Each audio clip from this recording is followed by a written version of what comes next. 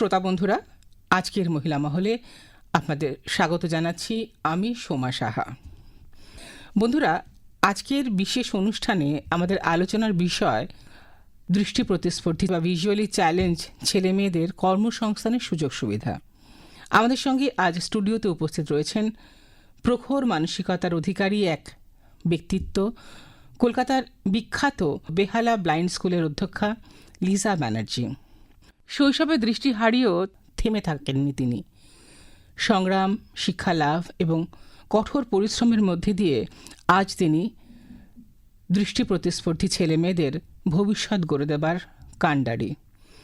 তার জীবনের পথও সাহস যোগায়। দৃষ্টি নেই তো কি হয়েছে, স্বপ্ন তো সত্যি করা যায়।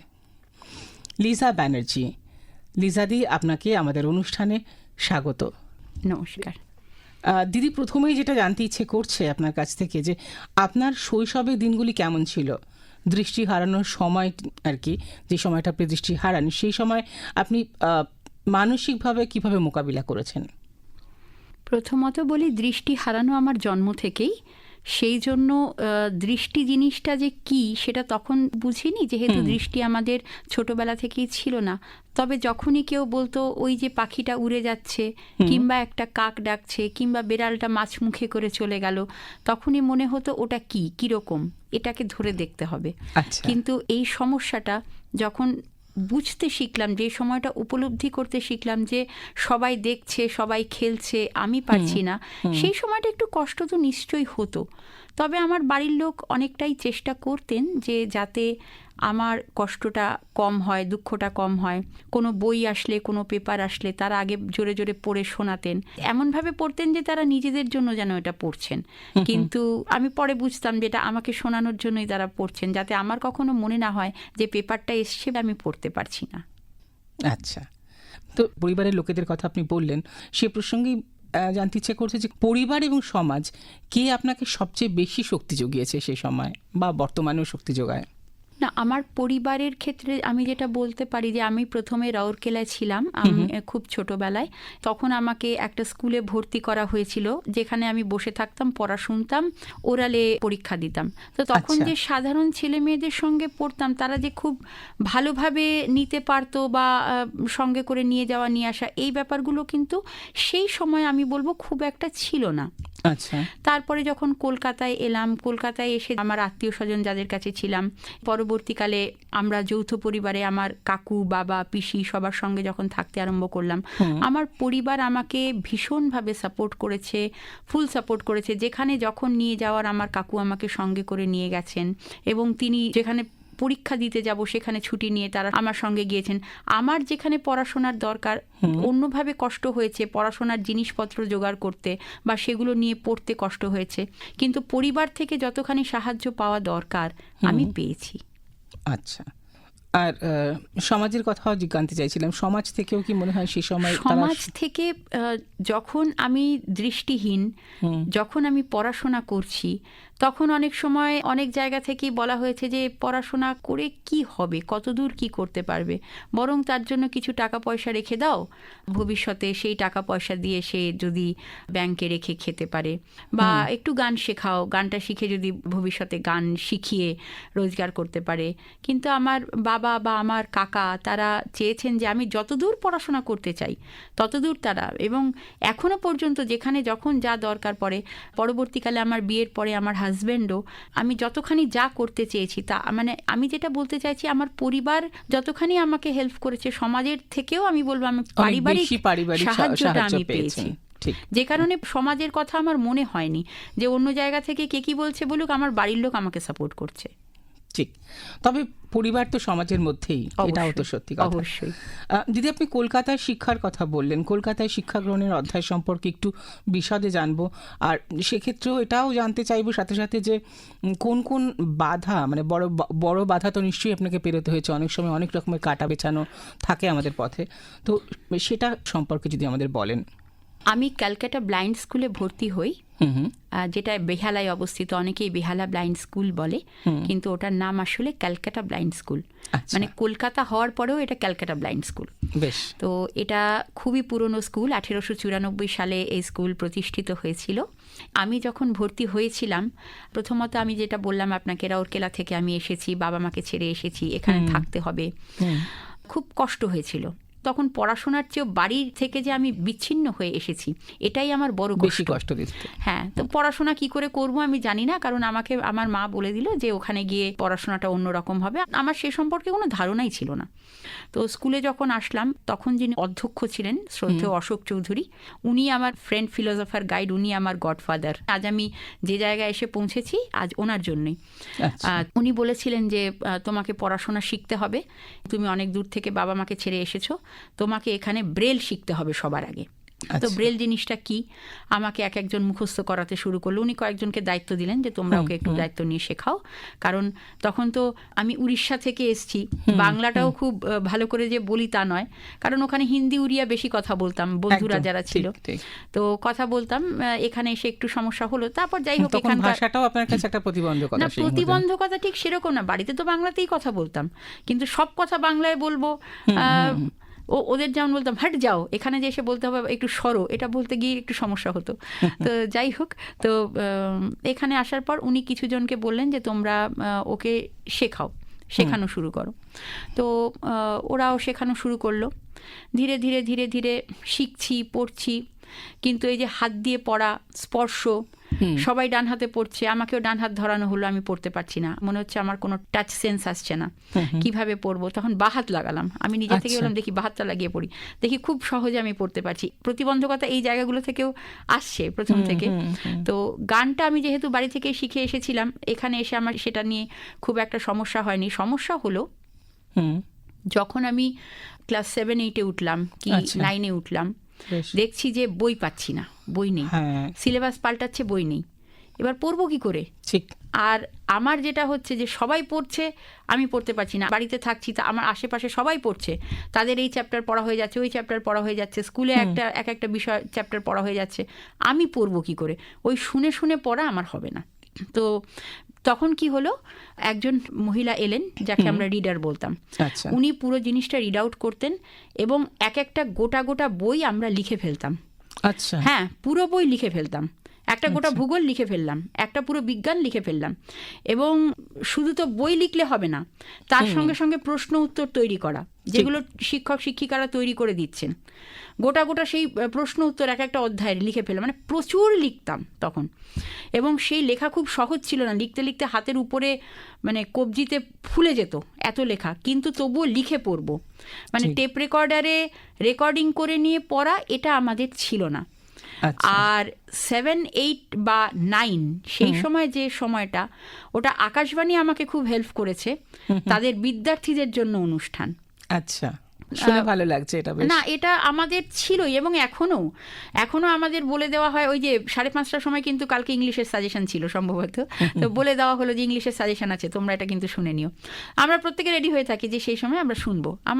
আমি ইতিহাস পড়াই, তখন ইতিহাসের সাজেশন কখন হচ্ছে শুনবো, এবং যখন পরীক্ষা হয় সেগুলো মেলানো হয় কি কি এসেছে। তো সেই জিনিসগুলো, তো সেই সময় আকাশবাণী মানে একটা বই পড়া হলো, বইয়ের থেকে কোশ্চেন অ্যান্সার লেখা হলো, আরও এক্সট্রা কিছু লাগবে। তো পরীক্ষার আগের দিন দেখলাম যে পদ্মা নদীর মাঝি, আচ্ছা চলো সেটা নিয়ে পড়ানো হচ্ছে, এবার যদি অরে প্রশ্ন আসলো সেটাই লিখবো, মানে ওটা থেকে আমার ভালো করে তখন তৈরি হয়ে গেছে, ওটাই লিখবো। তো এইভাবে যে আকাশবাণীর সাহায্য আমরা পেতাম, কিন্তু তখন যেটা সব থেকে বেশি অসুবিধা হতো, বই নিয়ে আমরা বই পাওয়া যেত না। এবং হয়তো পরীক্ষার আগে একটা সাজেশন বেরোলো, যেটা এখন প্রচুর বেরোয়, তখন এতটা বেরোতো না, 10 টিচার্স বেরোলো বা কিছু, সেই সময় বই নিয়ে দাঁড়িয়ে আছি, মানে খুব কষ্ট হচ্ছে, কাকে বলবো, আমাকে একটুখানি লিখিয়ে দাও। রিডার তো রিডারের টাইমে বলে চলে যাচ্ছে, তখন বাড়ির লোক খুব হেল্প করতো যে ঠিক আছে লিখে নাও, বা কাউকে বললাম যে তুমি ঠিক আছে রেকর্ডিংটা করে দাও, স্পিডে রেকর্ডিং করে দাও। এবার সেই রেকর্ডিং থেকে লিখতে গিয়ে দেখছি কি, তখন তো ক্যাসেট রিল, সেই ক্যাসেটের রিল পুরো জড়িয়ে গেল, ব্যাস পুরো শেষ। সেই জন্য ওই রেকর্ডিংয়ের উপর ভরসা করে থাকতাম না, যা হতো লিখবো, লিখে পড়বো। এবং সেই অভ্যাস আমার এখনো এর আগেও আমি যখন সমীক্ষা এখানে করে গেছি, তখনও আমি ব্রেলে লিখে নিয়ে এসে পড়েছি। ওই রেকর্ডিং থেকে শুনে শুনে তৈরি করা, এটা আমার এখনো এই অভ্যাসটা নেই।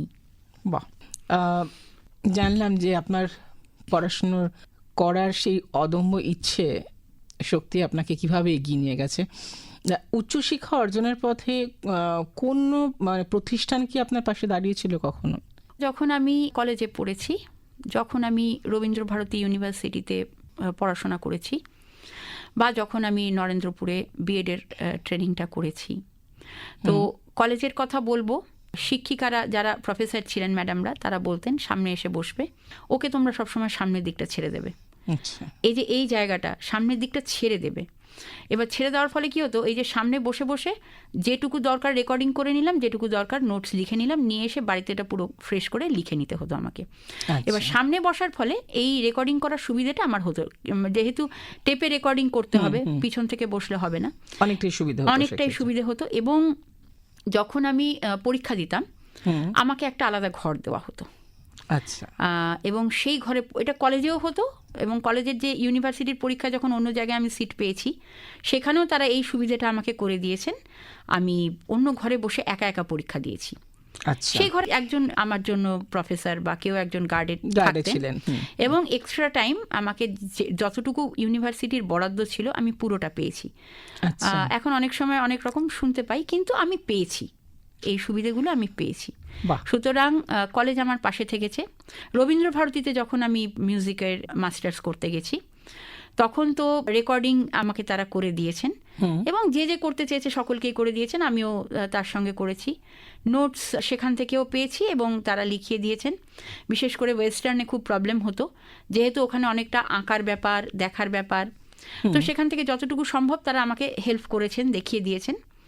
এবং পরীক্ষার সময়ও কোশ্চেন পড়তে গিয়ে, যেহেতু আমার থেকে নিচু ক্লাসের স্টুডেন্ট আমার পরীক্ষা দিচ্ছে, তারা কিন্তু কোশ্চেনটা পড়ে আমাকে হেল্প করেছেন, যে কোশ্চেনটা আমরা পড়ে দিচ্ছি, এই সাহায্য আমি পেয়েছি। এবং নরেন্দ্রপুরে যেহেতু ব্লাইন্ড বয়েজ একাডেমিতে ট্রেনিং করেছি, সেই জন্য তারা আমাকে তো সেখানে তারা দৃষ্টিহীনদের সাহায্য করেই থাকেন, এবং আমি ব্যতিক্রম নই, আমিও তাদের সাহায্য পেয়েছি। বাস, এবার একটু জানতে চাইবো যে দৃষ্টি প্রতিস্পর্ধী শিক্ষার্থীদের জন্য বর্তমানে প্রযুক্তিগত সহায়তা কতটা সহজলভ্য? কারণ আপনি বললেন আপনার সময় অনেক কিছুই ছিল না, অনেক রকমের সমস্যা বা প্রতিবন্ধকতার মধ্যে আপনাদের এগোতে হয়েছে। বর্তমানের কি অবস্থা, সেটা যদি একটু বলেন। এখানে একটা ব্যাপার বলি, আমার খুব সৌভাগ্য যে স্কুল থেকে আমি পড়াশোনা করেছি, বর্তমানে সেই স্কুলেরই আমি দায়িত্বপ্রাপ্ত, আমি সেই স্কুলেরই অধ্যক্ষা। আমি আমার সময় বুঝেছিলাম কতখানি সমস্যা হয়েছে আমার। আমি আমার ছাত্রদের ক্ষেত্রে সেই অসুবিধেগুলো যাতে না হয়, সেই দিকটাতেই প্রথমে আমি নজর দিয়েছি। আমাদের এখানে কম্পিউটার আছে, কম্পিউটারে আমি ব্রেল সফটওয়্যার আপলোড করিয়েছি। আচ্ছা, এবং স্ক্রিন রিডার যে জজ সফটওয়্যার এবং এনভিডিএ, এই দুটোই আমার কাছে আছে আমার ছেলে মেয়েদের জন্য।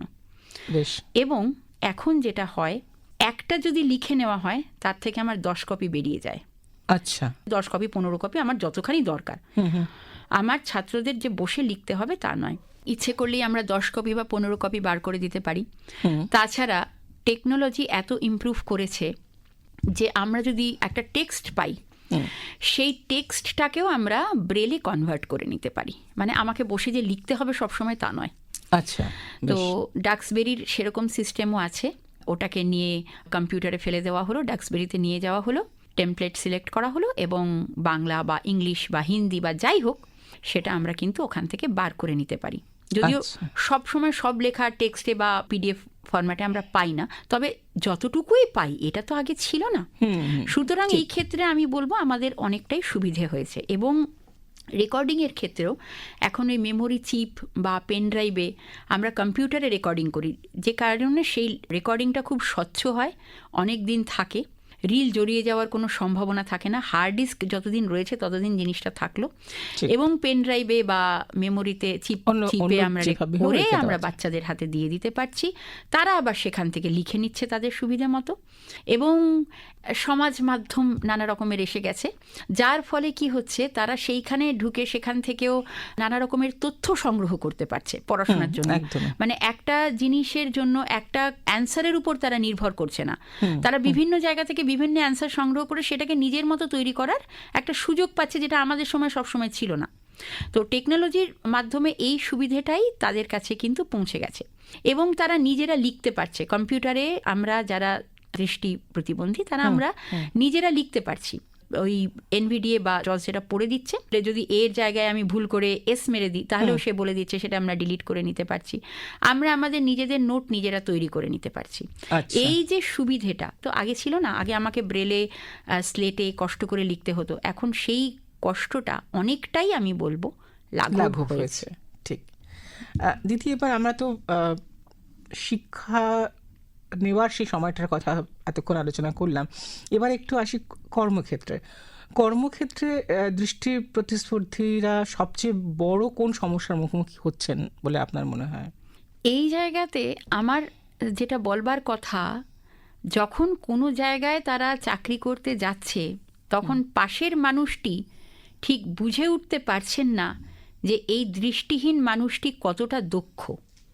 এই সমস্যাটা সব থেকে বেশি। সুতরাং তাকে বলা হচ্ছে অনেক ক্ষেত্রেই, ভাই তুমি কোটায় চাকরি পেয়েছো, আচ্ছা বসে থাকো, মাইনে নিয়ে চলে যাও। কিন্তু আমারই নিজের ছাত্র তখন বলেছে আমাকে একটা কম্পিউটার দেবেন প্লিজ। তো তাকে কম্পিউটার দিয়েছে এবং যখনই কম্পিউটারে সে এনভিডিএটাকে নেট থেকে ডাউনলোড করে নিতে পেরেছে, সে যখনই কাজ করছে এবং সে দেখিয়ে দিচ্ছে যে আমি পারছি, তখনই তাকে একটা বড় জায়গায় দেওয়া হচ্ছে যে আচ্ছা হ্যাঁ তাই তো তুমি পারছো। এরকম অনেক ক্ষেত্রেই হয়েছে যে তাদেরকে প্রথমে বলা হচ্ছে তোমরা বসে থাকো। মানে এই সমাজের নেওয়ার যে জায়গাটা প্রথমে তারা কিন্তু ঠিকঠাক নিতে পারছে না। তারপর যখন সে কাজ করছে, সে যখন পড়াচ্ছে বা সে যখন ওই কাজটা করছে, সে যখন বিভিন্ন ফাইল মেনটেন করছে, তার দক্ষতাটা তাকে প্রমাণ করতে হচ্ছে এবং করার পর তারপরে কিন্তু তাকে দায়িত্বপূর্ণ কাজগুলো দিচ্ছে। আচ্ছা, এই দক্ষতার কথা যখন উঠলো তখন স্বভাবত না আমার একটা খুব প্রশ্ন মাথায় আসছে যে দক্ষতার ভিত্তিতে ভবিষ্যতে কোন কোন ক্ষেত্র সর্বাধিক সম্ভাবনাময় বলে আপনার মনে হয়? যেমন ধরুন কম্পিউটার অপারেটর, টেলিমার্কেটিং, মিউজিক বা ধরুন এমনকি অ্যানাউন্সমেন্ট। অবশ্যই। তো সমস্ত বিভিন্ন বিষয়, বিভিন্ন সেক্টর আর কি। তো আপনার কি মনে হয় এ বিষয়ে? কম্পিউটারের যে ব্যাপারটা সেটা তো সর্বাধিক, যদিও আমাদের এখানে কম্পিউটার নিয়ে পড়াশোনাটা খুব বেশি করতে পারে না অনেকেই। কিছু কিছু ছাত্রছাত্রী, যেমন আমারই বিদ্যালয় থেকে একটি ছাত্র বিসিএ পাস আউট হলো, তো সেই রকমই এই জায়গাগুলো অনেকটা যদি খুলে দেওয়া হয় তাহলে কিন্তু কম্পিউটার সেক্টরটা আমার বাচ্চাদের ক্ষেত্রে, বা আমার বাচ্চা মানে কি যারা দৃষ্টিহীন ছেলে মেয়ে তারা সকলেই আমার সন্তান, তো তাদের সকলের ক্ষেত্রেই কিন্তু এই জায়গাটা অনেক ক্ষেত্রেই ভালো হবে।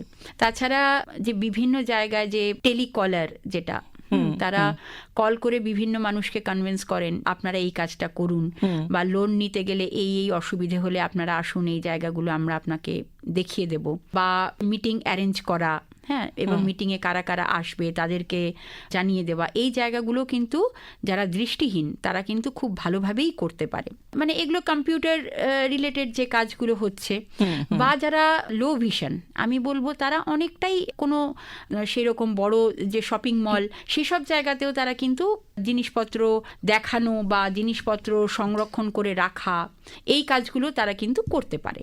আমি যেটা বলছি বড় বড় জায়গায়, বড় বড় যে অর্গানাইজেশন সেই জায়গাগুলোতে তারা করতেই পারে এই কাজগুলো। কম্পিউটার শেখানোর কাজ, বা যেটা আপনি সঙ্গীতের কথা বললেন, সঙ্গীতের ক্ষেত্রে অনেকভাবেই সম্ভাবনাটা থাকে। একটা তো শেখানোর ব্যাপার থাকেই, তারা ছোটবেলা থেকে গান শিখছে এবং পরবর্তীকালে তারা গান শেখাচ্ছে হারমোনিয়ামে বা সিনথেসাইজার। এখন তো এই পেশাটাও খুব উঠেছে যে এই যে অ্যাকম্পানিমেন্ট, বিভিন্ন যারা গান গাইছে তাদের সঙ্গে বসে বাজানো, এই যে একটা জায়গা, এখান থেকেও কিন্তু তাদের রোজগার অনেকটা হচ্ছে। তারপরে তবলা বাজাচ্ছে, হ্যান্ডসনিক তারা বাজাচ্ছে, এইগুলো বাজিয়েও তারা কিন্তু সঙ্গীতের সঙ্গে সহযোগিতা করেও তাদের একটা কিন্তু বড় রোজগারের জায়গা তৈরি হচ্ছে। এছাড়াও যারা অনুষ্ঠান করছে, গানের পারফর্ম করছেন, বিভিন্ন জায়গায় গিয়ে বিভিন্ন স্টেজে করছেন, এইভাবেও তাদের রোজগার অনেকটাই হচ্ছে। এবং যেটা আমার বলতে খুব ভালো লাগছে যে আকাশবাণীতেও যে যুববাণী থেকে তারা শুরু করে পরবর্তীকালে বিহাই গ্রেডের আর্টিস্ট হচ্ছে, সেইটা শুনেও তো অনেক মানুষ তাদেরকে ডেকে নিয়ে যাচ্ছে গানের আসরে। তো আমারই কিছু ছাত্রী যারা এই বছর কিন্তু যুববাণীতে সুযোগ পেয়েছে, এবং আমি আশা করব পরবর্তীকালে তারাও এই জায়গা থেকেই তারা উঠবে, সঙ্গীত নিয়েই তারা এগিয়ে যাবে। বেশ। মানসিক অবসাদ বা আত্মবিশ্বাসের অভাব কাটাতে আপনি ছাত্রছাত্রীদের, মানে আপনার ছাত্রছাত্রীদের কিভাবে উৎসাহ দেন দিদি? অনেক ছাত্রছাত্রীর মধ্যেই মানসিক অবসাদ থাকে, এবং অনেক ক্ষেত্রেই সেটা পরিবার থেকে আসে, যে তোর দ্বারা কিছু হবে না, তুই এটা করতে পারবি না। তো তখন আমি তাদের বলি যে দেখো, এখানে তুমি অন্যদের দেখো, আমাকেও দেখো, কারণ আমিও তো তোমাদের মতোই সেই জায়গা থেকে উঠে এসেছি।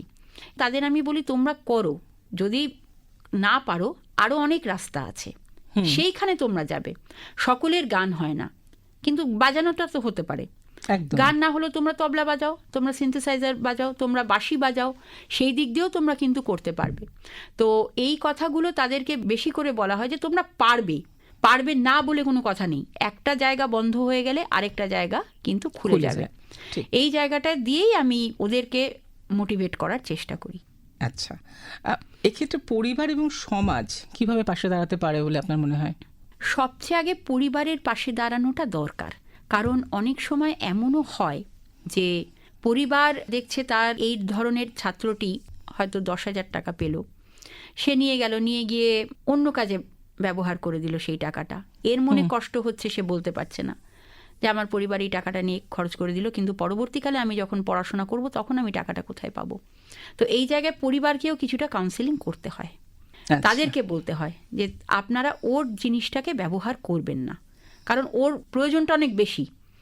ওকে যখন পড়াশোনা করতে হবে, সবার যেটা হয়তো 2,000 টাকা দিয়েই হয়ে গেল, ওর সেখানে 2,000-এর সঙ্গে সঙ্গে আরও রিডারের খরচ, আরও পাতার খরচ, আরও কম্পিউটার তৈরি করার খরচ আরও বেশি। সুতরাং ওর খরচটা বেশি, ওর টাকাটা আপনারা খরচ করবেন না। এইভাবে গার্জিয়ানদেরও অনেক সময় আমাদের কিন্তু বোঝাতে হয় যে তাদের টাকাটা আপনি বাড়ি বানিয়ে বা দেয়াল রং করে খরচ করবেন না। এইভাবে পরিবার যখন পাশে থাকে, অনেক সময় সমাজের ক্ষেত্রে যেটা হয় কি, একটু বড় হয়ে গেছে, হয়েছে তো আর দরকার নেই, এবার বিয়ে দিয়ে দাও, একটা ভালো ছেলে দেখো, ওই তো পয়সা আছে, দেখে বিয়ে দিয়ে দাও। তখন আমাদের বোঝাতে হয় যে বিয়ের পরে কি হবে। দৃষ্টিহীন বিয়ে হলো, সন্তান হলো, তারপর তাকে বাড়ি ফেরত পাঠিয়ে দিল, তখন তার কি হবে? এটা বাড়িতে তাদের নিজের পায়ে দাঁড় করানো, আগে নিজের পায়ে তাকে দাঁড় করাতে হবে। এই সমাজের চাপে যে আমি তাকে বিয়ে দিয়ে দেব, এটা করা যাবে না। ঠিক। দিদি, এই বিষয়ে আকাশবাণী কি কোনোভাবে প্রভাবিত করতে পারে বলে আপনার মনে হয়, বা রেডিও যেটাই বলি?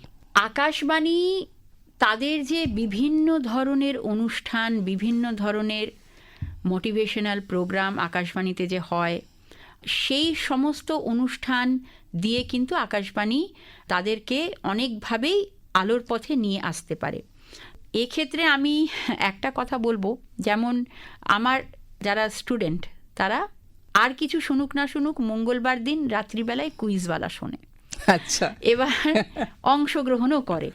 তো এইটা থেকে কি হয়, আমি কিন্তু বারণ করি না। আমি জানি যে রাত 12টা অবধি তাদের জেগে থাকাটা নিয়ম বিরুদ্ধ, কিন্তু বারণ করি না এই কারণে যে আমি জানি এখান থেকে তাদের জেনারেল নলেজ অনেকটা বাড়বে, যেটা তাদের পরবর্তীকালে অনেক কাজে লাগবে। তো এইরকম অনেক ডাক্তারের অনুষ্ঠান হয় গীতাঞ্জলিতে, এটা তো আমরা জানি যে রাত 8টার সময় বিভিন্ন অনুষ্ঠান হয়, বা আরও অনেক চ্যানেলে অনেক অনুষ্ঠান হয়। তো সেগুলো যারা শোনে তারা কিন্তু এখান থেকে অনেকটাই উপকৃত হয়। এবং আমরা যখন আগে অনুষ্ঠান সূচি শুনি, আমরা অনেক সময় গ্রুপে দিয়ে দিই, আজকে এই অনুষ্ঠানটা আছে, আপনারা যারা যারা পারবেন তারা শুনবেন। আচ্ছা, বাহ। তো এইভাবে আকাশবাণী আমাদের ছোটবেলা থেকেও, যেমন আমরা আকাশবাণী থেকেই অনেকভাবে অনুপ্রাণিত, উপকৃত, মানে বিবিধ ভারতী থেকে শুরু করে কলকাতা ক খ এখন যেটা নেই, মানে এখন তো তার নাম পরিবর্তন হয়ে গেছে, আমাদের সময় ক খ ছিল, এবং স্লো নিউজ বুলেটিন আমাদের সময় ছিল, একটু বলতে ইচ্ছে করছে, যেগুলো থেকেও কিন্তু আমরা অনেক সময় লিখতাম, সেটা শুনছি লিখছি। হ্যাঁ, মানে এইগুলো একটা জায়গা ছিল যে আমাদের গতি কার কত, কে কটা মিস করলো, এইগুলো আমাদের ছিল আর কি। তো এইভাবে আকাশবাণী তখন থেকে এখন পর্যন্ত আমাদের অনেকটাই এগিয়ে নিয়ে যাচ্ছে। যদিও এখন আমরা আকাশবাণী হয়তো অ্যাপের মাধ্যমে শুনি, রেডিওতে সবসময় পাই না, তবুও আমি বলবো আকাশবাণী যেন থেকে যায় আমরা যতদিন আছি। নিশ্চয়ই থাকবে। আর এটা শুনে খুব ভালো লাগছে যে আকাশবাণী আপনাদের বিভিন্নভাবে অনুপ্রাণিত করে এবং করছে। দিদি, এবার একটু আসি অন্য একটা প্রশ্নে। একজন অল্প বয়সী দৃষ্টি প্রতিস্পর্ধী যদি আজ আপনাকে বলে যে আমি পারবো না, সেক্ষেত্রে আপনি কি বলবেন? অল্প বয়সী দৃষ্টি প্রতিবন্ধী যদি বলে আমি পারবো না, তাকে তৈরি করা অনেক সহজ। তাকে অনেকভাবে কাছে টেনে নিয়ে বসিয়ে বুঝিয়ে যে তুমি পারবে, তুমি যে জায়গাটা পারছো না আমাকে খালি সেইটা বলো, ঠিক আছে? যে মানে অল্প বয়সী যারা কম বয়সে, যারা অল্প বয়সে আসছে, তাদের ক্ষেত্রে এটা অনেকটাই সহজ আমি বলবো। কারণ এটা আমি আমার অভিজ্ঞতা থেকে বলবো, যেহেতু আমার স্কুলে যখন বাচ্চা ভর্তি হয়, সেই বাচ্চাকে তৈরি করা অনেক, প্রথমে একটু মা বাবার জন্য কান্নাকাটি করে, কিন্তু তারপরে তাকে তৈরি করা অনেকটাই সহজ হয়ে যায়। কিন্তু যারা বড় হয়ে আসেন, একটা জগৎ তারা দেখে এসেছেন, কিন্তু তারপরে দৃষ্টিহীন হয়েছেন, তাদের মানে মন থেকে সেই দৃশ্যমান জগৎটা বের করা খুব কষ্টকর। তারা তখন মনে করতে থাকেন সামনে এক পা হাঁটলেও বোধহয় আমি পারছি না, এবং তাদের বাড়ির লোকও বলে যে না তুমি পারবে না, তুমি এগিয়েও না, আমি তোমার হাত ধরছি। তখন আমরা বলি যে কতদিন আপনি হাত ধরবেন? ঠিক। আপনি তার হাতে স্টিক দিয়ে দিন, সে ঘরেও স্টিক নিয়ে হাঁটাচলা করুক, তাহলে কি হবে, তার মনোবল বাড়বে, একদম। সে তখন বাইরে স্টিক নিয়ে বেরোতে ভরসা পাবে। কারণ আজ আপনি আছেন, কাল আপনি থাকবেন না, তখন সে কোথায় ঘুরবে? তখন তো তাকে দরজায় দরজায় ধাক্কা খেতে হবে। ঠিক। সেই ধাক্কাটা না খাওয়ার জন্য তাকে বাড়িতে আগে স্টিক দিন। এই ক্ষেত্রে বড়দের, যে বড় হয়ে দৃষ্টিহীন হয়েছে, তার ক্ষেত্রে সমস্যাটা অনেকটা বেশি থাকে, তার জন্য চ্যালেঞ্জ অনেক বেশি থাকে। ঠিক। দিদি, আপনার স্কুল এবং নিজস্ব স্বপ্ন ভবিষ্যতে কোন লক্ষ্য নিয়ে এগোচ্ছে? আমার স্কুল আগে ক্লাস 10 পর্যন্ত ছিল, পরে ক্লাস 12 পর্যন্ত হয়েছে। আমাদের স্কুলে একটা ভোকেশনাল ট্রেনিং সেন্টার আছে, এবং পরবর্তীকালে যদি কখনো কলেজের কোনো স্কোপ হয়, আমি চাইবো আমার স্কুলেও একটা কলেজ হোক যেখানে দৃষ্টিহীনরা পড়তে পারবে। কারণ অনেক সময় অনেক ক্ষেত্রে যেটা হয়, অনেকে সুযোগ পায় না। তারপরে অনলাইন প্রসেস এখন হয়ে গেছে, তো অনলাইন প্রসেসের মাধ্যমে অনেক সময় অনেক জায়গায় ভর্তি হতে গিয়েও তাদের সমস্যা হয়। তো কলেজ বা বিএডের জায়গা এটাও যদি তৈরি করা যায় কখনো। এছাড়া আমার একটা খুব বড় ইচ্ছে আছে, আমার যেমন ভোকেশনাল ট্রেনিং সেন্টার আছে, সেখানে যারা পড়াশোনা করছে, যারা কিছু শিখে নিয়ে বেরোচ্ছে, তাদের যদি একটা জায়গা করে দেওয়া যায়, যে এমন কিছু সংস্থাকে ডাকা হলো যে তোমরা এখান থেকে জিনিস কিনে নিয়ে যাবে, ওরা এখানে বসে জিনিসটা নিজেরা বাড়িতে বসে তৈরি করলো, এখানে এসে সেটাকে তোমাদের হাতে দিল, তোমরা তাদের হাতে অর্থ তুলে দিলে, তাহলেও অনেকের ক্ষেত্রে অনেক সুবিধা। এগুলো চিন্তার মধ্যে আছে। বেশ, আপনার এই চিন্তা ভাবনা এগুলো বাস্তবে রূপান্তরিত হোক এই কামনা রইল। আর সব শেষে আমরা মোটামুটি অনুষ্ঠানের শেষে এসে পৌঁছে গেছি। শেষে একটু জানতে ইচ্ছা করছে যে আপনি তো বললেন যে সঙ্গীত এক্ষেত্রে একটা বড় ভবিষ্যৎ তৈরি করতে পারে ছেলেমেয়েদের। তো সঙ্গীত শিক্ষা শুরু করার ক্ষেত্রে যারা ভিজুয়ালি চ্যালেঞ্জ বা দৃষ্টি প্রতিস্পর্ধী, তাদের জন্য বিশেষ প্রস্তুতি বা প্রশিক্ষণ কি প্রয়োজন হয়? যেমন ব্রেল মিউজিক নোটেশন বা অন্য কোনো রকমের, যারা পারফর্মিং আর্টিস্ট হতে চাইছে ধরুন, তাদের ক্ষেত্রে কি ধরনের চ্যালেঞ্জ থাকে, এটা একটু বলেন ছোট্ট করে। ব্রেল মিউজিক নোটেশন যেটা থাকে, যারা ব্রেল জানে, যেমন কিছুটা আমাদের হিন্দুস্তানি সঙ্গীত পদ্ধতির কিছু নোটেশন আছে, তবে রবীন্দ্রসঙ্গীতের নোটেশন সেইভাবে তৈরি হয়নি। আমরা যখন রবীন্দ্রসঙ্গীত কাউকে শেখাই, তখন আমরা স্বরবিতান থেকে সেই নোটেশনগুলো লিখে নিয়ে তাদেরকে করাই, কিন্তু সেক্ষেত্রে কিছু কিছু সমস্যা থাকে, যেমন অতি কোমল, অনুকোমল, এই জায়গাগুলো লেখাটা একটু অসুবিধা হয়ে যায়। এছাড়া সারেগামা বা মিট চিহ্ন, যৌথ স্বর, বা কোন জায়গাটায় ডবলদারি দিয়ে বোঝাতে হবে যে এখানে দুবার করতে হবে, এই জায়গাগুলো ব্রেলে কিন্তু তৈরি করা যায়। আর হিন্দুস্তানি সঙ্গীত পদ্ধতিতে সেরকম সিস্টেমও রয়েছে, এবং ব্রেল বইও দেহরাদুনে খুঁজলে পাওয়া যাবে। কিন্তু রবীন্দ্রসঙ্গীতের ক্ষেত্রে আমি এখনো পর্যন্ত সেই রকম সঠিকভাবে লেখা বই হাতে এখনো আমি পাইনি। তবে আমাদের একটা প্রচেষ্টা চলছে, যেমন নজরুলের অখণ্ড বইতে যে গানগুলো ছিল সেগুলো একটা সংস্থা তৈরি করেছে, এবং গীতবিতানের ক্ষেত্রেও তারা কাজ শুরু করেছে সেরকম একটা তৈরি হওয়ার জন্য। কিন্তু স্বরবিতানের ক্ষেত্রে এখনো নিখুঁতভাবে কোনো কাজ আমার হাতে এসে পৌঁছয়নি। তবে যেটা ব্যাপার, যে যখন আমরা কোনো একটা গান, সেই গানের ক্ষেত্রে 3-4টে স্বর লাগছে, কিভাবে লাগছে বারবার করে শুনে নিয়ে, তারপরে সেই জায়গার স্বরলিপিটা আমরা যখন দেখে নিয়ে সেই জায়গাটা আমরা লিখে নিজের মতো করে তাদের যখন করিয়ে দিচ্ছি, তখন দেখছি যে খুব একটা অসুবিধা হচ্ছে না। আচ্ছা, বেশ, ধন্যবাদ লিসা বন্দ্যোপাধ্যায়। আপনি আপনার মূল্যবান সময় থেকে অনেকটা সময় আমাদের মহিলা বিভাগকে দিয়েছেন। আপনাদেরও ধন্যবাদ, আপনারা আমাকে এখানে ডেকেছেন। আকাশবাণী আমার খুব প্রিয় জায়গা, এবং প্রত্যেক দিনকার আমার সঙ্গী তো আকাশবাণী। আপনার জীবনের পথ চলা শুধু দৃষ্টি প্রতিস্পর্ধীদেরই নয়, আমাদের সকলকেই নতুন করে ভাবতে শিখিয়েছে। প্রতিবন্ধকতা নয়, সংগ্রামী সাফল্যের ঠিকানা। বন্ধুরা, আজকের আলোচনায় আমাদের উপলব্ধি দৃষ্টি না থাকলেও দিশা হারানো নয়। শক্তি আছে নিজের মধ্যেই, আর সেই শক্তিকে উদ্দীপিত করা যায় সঠিক অনুশীলনে। আমরা আশা করি আজকের অনুষ্ঠান দৃষ্টি প্রতিস্পর্ধী ছেলেমেয়েদের কর্মসংস্থানের পথ চলায় নতুন আলো জ্বালাবে।